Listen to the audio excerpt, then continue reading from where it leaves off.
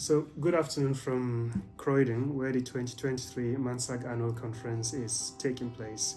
My name is Ijabla. I'm your host and editor of the MANSAG newsletter. I have with me Dame Professor Elizabeth Anionwu. Dame Anionwu doesn't need much introduction. In 1979, Dame Anionwu became the United Kingdom's first sickle cell and thalassemia nurse specialist, helping establish the Brent Sickle Cell and Thalassemia Counseling Center with consultant hematologist Milika Brozovic. In 1998, by then a professor of nursing, she created the Mary Sickle Center for Nursing Practice at the University of West London. She holds the Order of Merit and was appointed a Dame Commander of the Order of the British Empire and is a Fellow of the Royal College of Nursing. Dame Anionwu has documented her incredible journey through life in a memo titled "Dreams from My Mother," which we'll be speaking about shortly. Dame Anionwu, you're welcome to this edition of the MANSAG podcast. Thank you very much. Thank you. So first, I want to thank you for coming to support us in MANSAG, and I know that you have a long relationship with MANSAG, and I wanted to start by asking you, to talk about what MANSAG means to you. I'm very thrilled to have this involvement with MANSAG because, first of all, the contribution of Nigerian medical profession within the NHS and the private sector is incredible, and I don't think it's properly recognised. And I'm also very conscious I have relatives who are members of MANSAG, and I'm very conscious of some of the struggles that Nigerian doctors have and are experiencing still in this country. On the other hand, I'm also aware of the incredible achievements of many of your members. So to be invited to the guest of honour, I'm very thrilled about that. Thank you very much. So I suppose that people write biographies and autobiographies and memos for different, for a variety of reasons. And I was looking at some of your conversations with different people on YouTube the other day, and I came across where you said you do enjoy actually reading biographies and autobiographies. Definitely. So what I want to ask is, what made you write this book? Why did you write it? Actually, the reason I wrote it was pressure from friends and colleagues who, when they started to hear about my early life, were very surprised because they had come to know me as a person with status, with qualifications, with interesting experience in both the NHS and higher education. And they were quite stunned when they heard, for example, that the first 9 years of my life was spent in a children's home. My mother still had regular contact with me, visiting me, but they were really surprised. And they said, Elizabeth, you need to share your narrative because many of us go through challenging situations and continue to experience that. And we can get downhearted. We think we may not achieve what we want to achieve. Somebody said to me, I assumed you've come from a high status family. I've assumed that you must have gone to private school, you speak so eloquently, you da da da da da da. And then when they find out, my parents weren't married. My mother was of Irish heritage, a white woman. My father was Nigerian, but they never married. And also, they love certain aspects of my story. For example, how I found my father, my Nigerian father, at the age of 25. Amazing. And how well we got on for the 8 years that I knew him, because he sadly died quite young. People are very encouraged by that because they say, stories such as your own, the way your life started, often people write misery memoirs, they're called. Yours isn't. It started out negatively, it did. Some traumatic episodes, but it's turned out really well. And when people started to say how much it impacted them and encouraged them and motivated them, and I had a quiet period, I thought, you know something, let me try this. And that's how the memoirs came about. That's amazing. Because I think I was telling you earlier when we were coming in that my wife is a very big fan. So she's actually read this book and she got a copy from our local library. And so she's read all and she was telling me all about it. And I didn't tell her I was coming to meet you. And but she did. So last night we had a conversation and sent her some photos actually of you. And she was like, oh my God, I can't believe, you met her and all that. So she'll be... very surprised to see that we're doing this podcast, and please greet her for me. Yeah, she will hear. So, like I said, if I didn't bring this a signed copy, which I probably now own, divorce was going to be on the card, and so I did say to her, look, let's not take extreme measure. I'll get a copy, a signed copy from James. So thank you so much for writing the book, and it's incredible. Now, I want to go into a little more depth regarding the book. So, for many people, especially in our community, now religion and faith, give them hope, and it helps them to cope through adversity, in life. Now, I have a theory that people who have lived through a lot of extreme poverty and deprivation try to cope and adapt by being hyper anxious. And I feel that a lot of the religiosity that you find in our country is a way to try and deal with this adversity. Now, so in other words, religion helps people to try and deal with this adversity. For you, I get the sense from reading your book that it was actually a factor in some of the struggles that you had in your childhood. And I wanted to know whether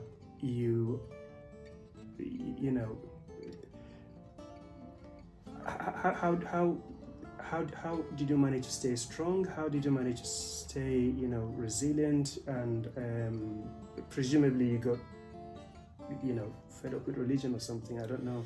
Yeah.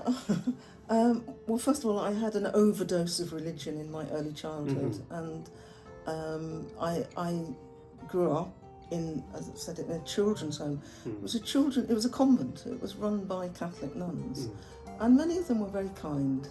I had some negative experiences. It wasn't necessarily. So I did talk about a bit of an overdose, because on a Sunday we'd have to go to church 3 times, and when you're very young, some of the services are very, very long. Yes.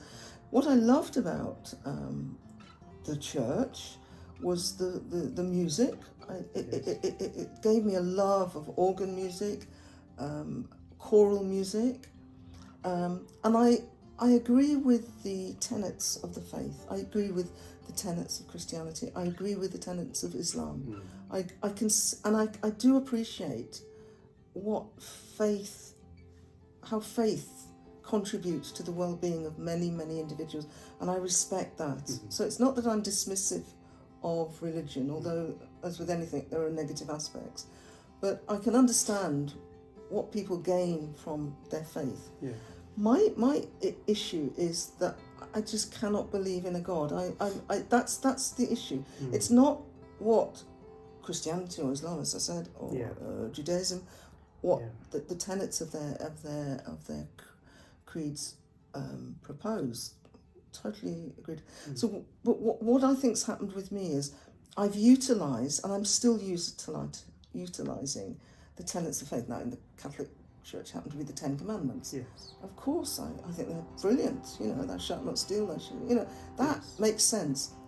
What I can't believe in is the extra layer that there is a God. And I think it was because as a child I'm very, very curious. So I was brought up being told that the Roman Catholic faith is the best faith, and tended to look down on other faiths. When I got older, as a teenager, I met people from other faiths. Yes. And they're perfectly reasonable people, kind people, gentle Yes. people. Yes. And I saw what the faith offered them. Yeah. But I also met people who didn't have faith. And they were also kind, gentle people. I mean, there are miserable people and nasty people, whether you're religious or not. Absolutely true. But I could see what faith offered people. So I understood that, and I'd grown up with it. I just tussled as a teenager, trying to understand who is this God? Why are there different gods, if you like? Why do we look down on certain religions? So it was that approach that started to make me think, I don't think I can believe in a God, but I admire Christianity, Yeah. certain things I don't admire about Christianity or whatever. Yeah. But there's a lot that I admire about it. But I found I was just tussling so long, and I'm thinking, hold on, why should I be just so upset and miserable about this? Why don't I accept that I cannot find this God, I can't believe in this God, but I can still act in a Christian manner. Yes. So that's my situation, and I've never changed from that. That's amazing, and thank you for that insight. But I mean, when anyone who goes through this book and reads your story, it takes a lot of resilience, and I think it takes a lot of courage, and it takes a lot of just strength to remain as normal as you are, and to accomplish all of these things that you went on to accomplish. And it's I mean, I asked myself when I was reading through it, where did she get this strength? Where did she get this courage But from? I get it still from anger, because I've now worked out that the anger that this position my mother was in, the anger towards the way people treat people whose skin colour is not white, I mean, it's just so illogical. Yeah. It's nasty. It causes so much upset and distress. And why? Yeah. And I still don't understand it. And it makes me, I'm being very honest, it just made me angry as a young, not a very young child, but as I was getting into adolescence, and then as an adult, I read a lot. I as I've said, I admire, and I can see, as I've said, what faith offers. Yeah. I then decided I'm a humanist. My faith is in people. Yeah. And when I heard about humanism, I don't practice humanism at all. But when I saw the description of humanism, I thought, actually, that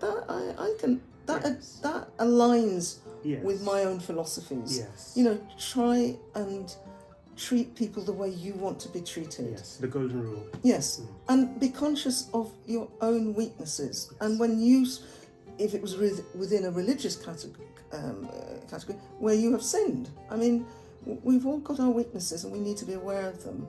But what are we doing about them? Yes. And we can't always be on the good path. Yes. But try as much as you can. And also, as life gets better, in terms of, I'm just talking about my own life, started to get better. I qualified as a nurse. I've always made lots of friends. I've been very lucky, and I realised that there have been good people that have seen something in me that has actually outweighed the negative people who've been cruel or racist or whatever. Yeah. That they're in the minority, thank goodness. Yes. And that sees me through, and I have got very good friends and relatives who will point out if I'm being unreasonable or I'm not perfect. Yes. Nobody's perfect. Yes. And it was when several people said, how on earth, why aren't you so bitter? Why aren't you bitter? Well, there's a bit of bitterness, but what I've done, I think, is through reading, one influential book I read was actually the autobiography of President Barack Obama, Dreams from My Father. And, you know, there's some incredible, there you see the influence. Yes. You know, he talks about being deep-seated anger in his belly. Yes. And, you know, I'm not matching myself at all with President Obama, but we have certain shared experience, mixed race, single parents, etc., etc. Yes. And I gained a lot from his autobiography, actually.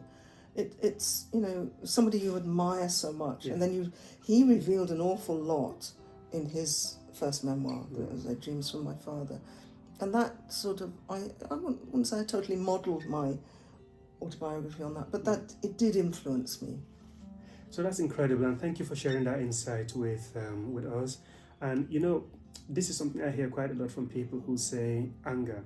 It's trying to channel it into, like we're talking about the golden rule: treat others as you like them to be treated, and trying to do good. And I think that's what you've done with the sickle cell, your work in Sickle Cell Foundation, which has obviously received a lot of recognition. And so thank you for sharing that insight with us. Now, the next question I want to talk about, point I want to talk about is, you mentioned that the highlights of your professional and public career, receiving the honors awards from the Queen. You were appointed Commander of the British Empire in 2001 and made a member of the Order of Merit in 2022. Now, in May 2023, you carried the sovereign orbs in the royal procession at the coronation of Charles III and Camilla. Now, I remember you wore your Nigerian dress to the ceremony, and you looked, really beautiful in it. I felt that you carried Nigeria, and I felt like you made us visible. And representation is absolutely key, and that's the beautiful thing that you've done, and we are really appreciative for all the good job that you're doing. Now, talk to me about what those honors meant to you and how you felt. Well, honours are nice, but I'm very grounded, thank goodness. My family ensures that I'm grounded. Yeah. When I look back at my life, I am so appreciative that I've got a daughter and I've got a granddaughter who I'm very close to. So that is actually more important to me than the honours. That it's not that I'm disrespectful of the honours. No. Everybody likes to be recognised. Yes. I think very few people, some people do turn down on it. I actually did turn down my first honour, you know that? I didn't know that. You've got to read my memoirs. Really read my memoirs. Yes. So I did actually, I only wrote about it in my memoirs. I never publicised it before that. It was in the 1980s, and I was offered an award for services for sickle cell, and I was honoured, but I was still in a very angry state because we, and I'm talking about a lot of people, it's not just me, but felt like we were beating our head against a brick wall, and we weren't getting the response that we needed to address the inadequate services for families affected by sickle cell disease in this country.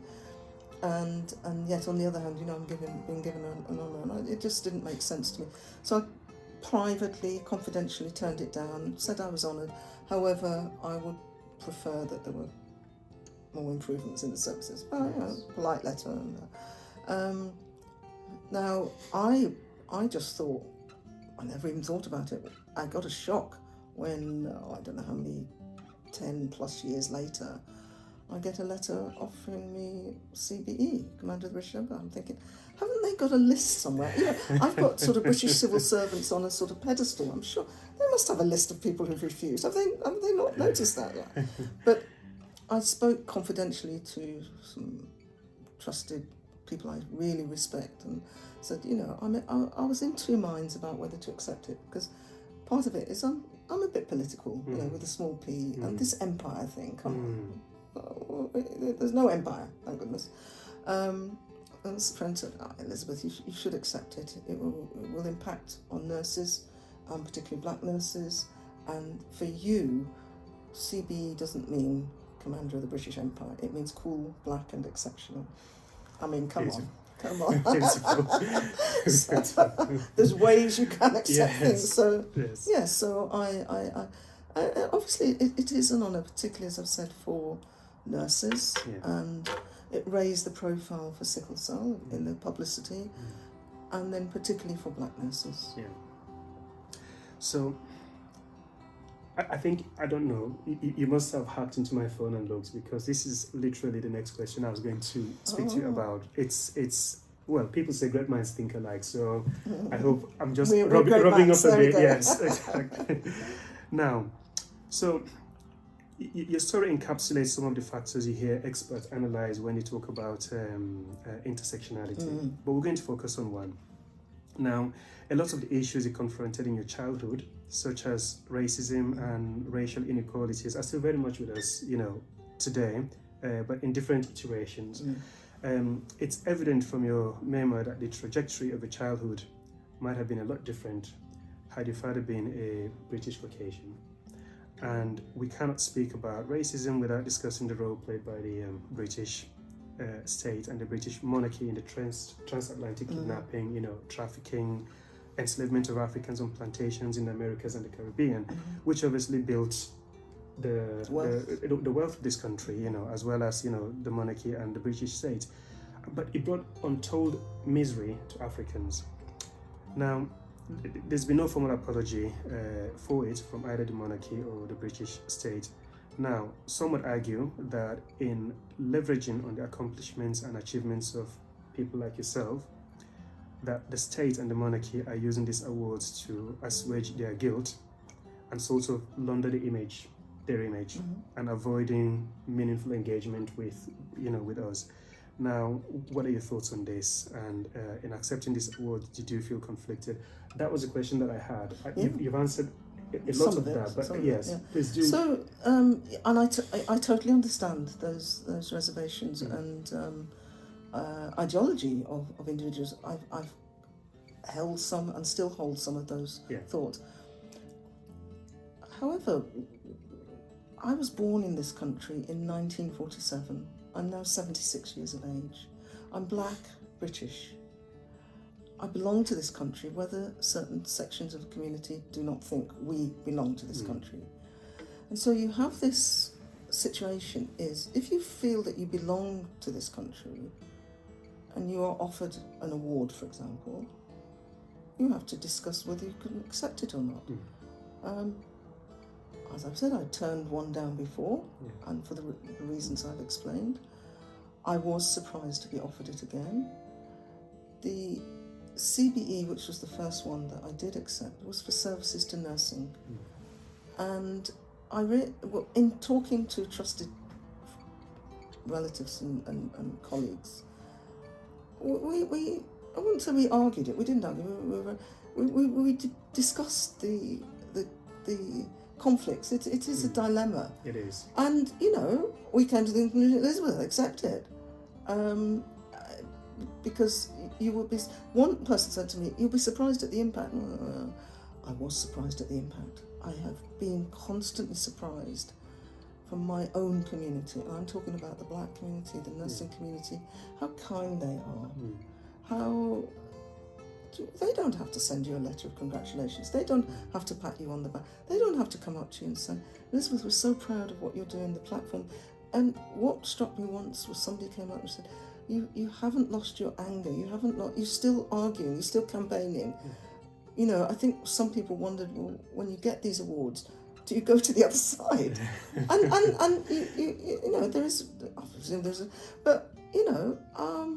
I think what happened when I accepted one, I never thought I would be offered others.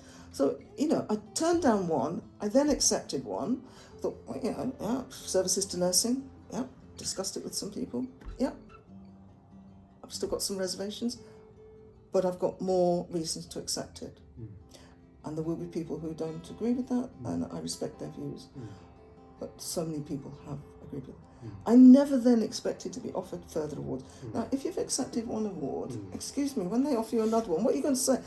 Well, that's a bit too many. What do you do? And I accepted them. And I've got I'm at ease with myself. I can criticise the monarchy as well as anybody else. The fact that I've got these awards doesn't mean that I am kowtowing to aspects of the establishment that have disrespected, not only disrespected, that harmed our community. And, I think my best example is with colleagues and friends, advocates, and most importantly, those affected, is within the sickle cell, the decades that we've all spent, not just myself, campaigning for better services for sickle cell. And still, I'm very proud that I'm one of the patrons of the Sickle Cell Society. I've stepped back, I'm not in clinical practice now, but I've been made a patron.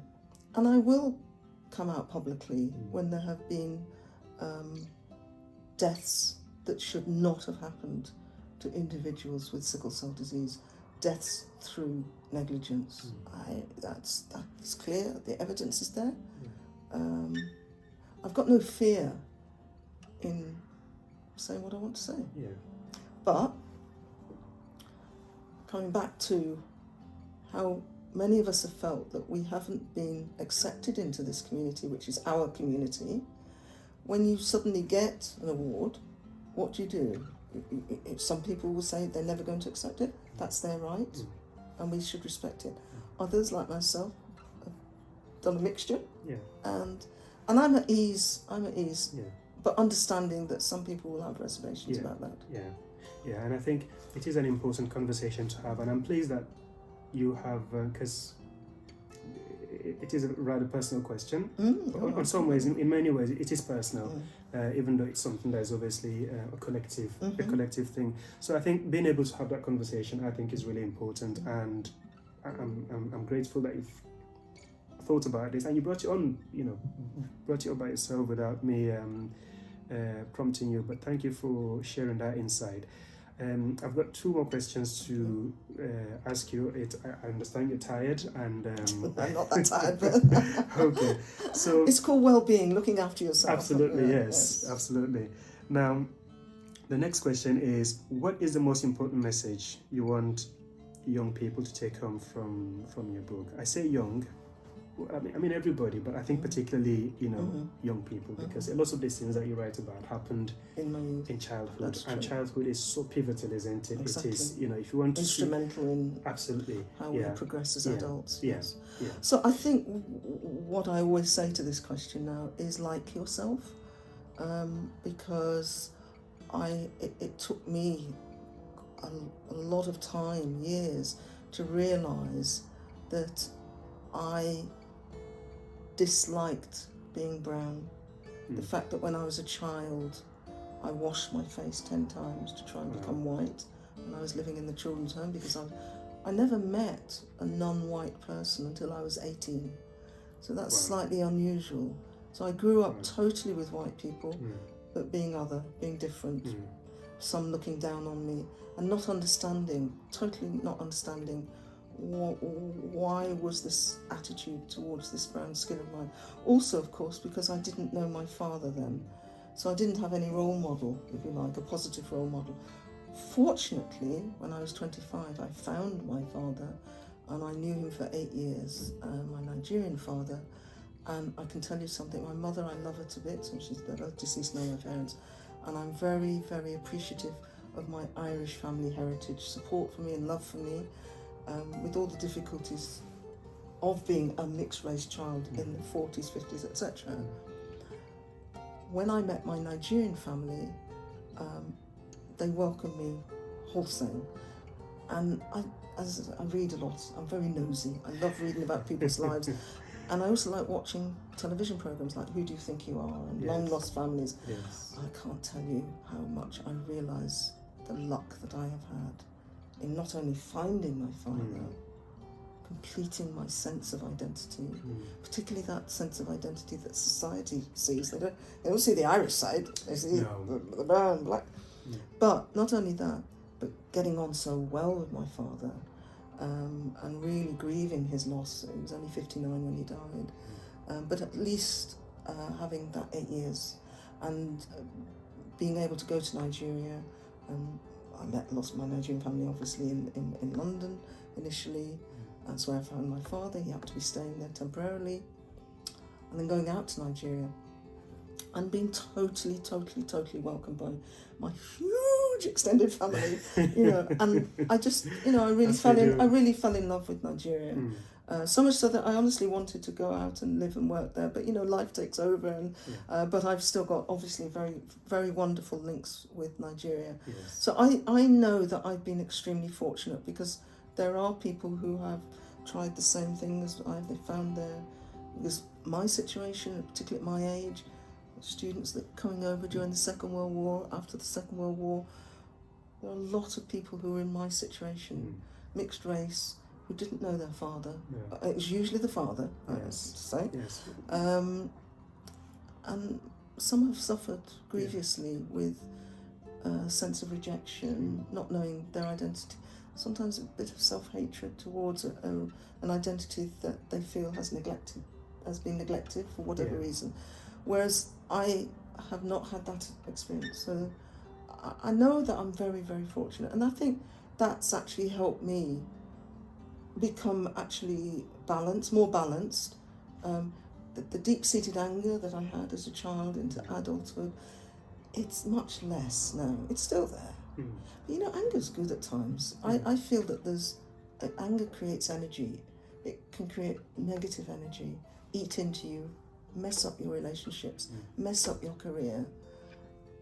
But it can also have positive energy, because you're angry, but you do something with that energy. And that's, I know, I mean, I'm not a psychiatrist or psychologist, but writing my memoirs has helped me a lot, actually. I've been an angry young person and an adult, but what's helped me is I've been able to use the positive energy of that anger in working with like-minded people. Because you know, when you're doing campaigns, you need energy, because you're working into all hours of the day. Absolutely. You're coming up against difficulties. You have some lovely, experiences as well, but it's tough. So you need energy to deal with that. And my energy has come from anger at what has happened in my family, what's happened to me, and then being able to relate to much more negative situations of other people. So, there's funny a good side sometimes to the bad side. Not always. No. But, No. Well, and that leads us to our last question. And I've got to say again, once again, you've sort of read my mind. I know what the next question is going to be, because it's on the theme now of energy. So, you're retired now. So what next? And I don't mean that in a morbid way. I don't mean that in a morbid way. So, what I'm meaning are, what hobbies are you enjoying, and what little projects keep you looking so young and energetic at 76? That really is a question that I was going to... Well, I love retirement. I like being in control of my life, not having to work for anybody, not having a boss. It does take a huge amount of stress off you, actually. I've been lucky that I worked in the NHS and then higher education for 40 plus years. So my pension, I had a pension at the end of it. So financially, I'm not in the situation that some people are finding with a terrible pension or no pension whatsoever. I'm so fortunate. I have a daughter and I have a granddaughter, and I have wonderful relatives. See my niece Ngozi and her lovely mother Elaine, and her Ngozi's sister, whose birthday it is today. So I'm very fortunate. If you're listening to this. I'm very fortunate that I've got that support that when I need it, when I'm feeling down or when I want to talk to somebody, because I live on my own, and I lived on my own during the pandemic. My daughter and granddaughter don't live with me, but we're very close, and we come together very often. So when I was observing, just through the news and through friends telling me, who work in the health service, of course, about the depression that the pandemic has caused a significant number of people, again, I'm thinking how lucky I am, because I love music. Music has helped me so much. I don't know whether you've listened to my Desert Island discs. I have, yes. So you can see music means a lot to me, and so many genres of music that I do like, which I'm fortunate. And obviously I love reading, and I'm just so nosy. I love television programs. I love humour. I love having a belly full of laughter. It just calm. The endorphins kick in, don't they? They do. And then I what the pandemic helped me with was actually taking more exercise, because I wasn't taking as much as I should. But what else was there to do during the pandemic but have your hour's walk?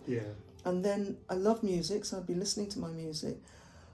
But I'm a person that gets bored easily with one thing. So, okay, I love my music, but what else? That's when I discovered podcasts. I didn't even know what a podcast was. But I've got into podcasts, and I've got a variety of hobbies. and friends and family. I think that's really what's helped a lot. Well, thank you so much for doing this with me, and thank you for all the support that you give in MANSAG. Thank you for all the representation. Thank you for being you, and thank you, most importantly, I think, for the memo, which is what we're discussing today. And I will encourage all of you to get yourselves a copy. And if you've got friends and families and relatives, please get them a copy as well. Christmas coming, actually, so that's a good time to get one. It's also an audiobook, and I read the story. I read my story on that audiobook. Brilliant. I just had a conversation with somebody. Do you know something? What's just happening? No, it's not fine. It's not fine. Don't accept anything. This is what you have to. No, you write it properly. Now, let me start again. So,